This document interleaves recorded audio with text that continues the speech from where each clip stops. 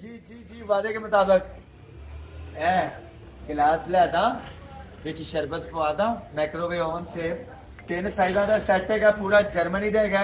800 रुपए किलो जा रही है अपने वादे के मुताबिक ते इंशाल्लाह देते रहेंगे नाले 2000 जावा पा लो मैंने जल्दी है मैंने तो चार कढ़ाए नहीं है वे है कड़क दे आवाज आती है नाल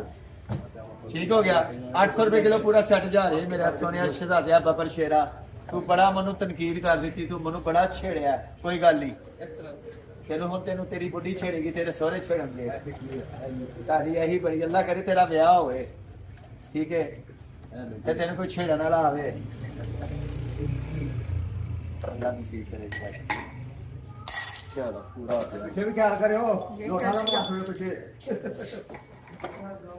अरे मेरे उसमें क्यों डाल रहे हो भाई टूटा हुआ टूटा नहीं डालूंगा बाजी जो वजन होगा वही दूंगा इसका नहीं गिलास तो से टूटे हुए का वजन करके क्या करना है वो निकाल दे वो वजन आपको हमारा ही जाएगा जो ये वजन कंडे पे है नहीं आपने टूटा हुआ नहीं डाला है।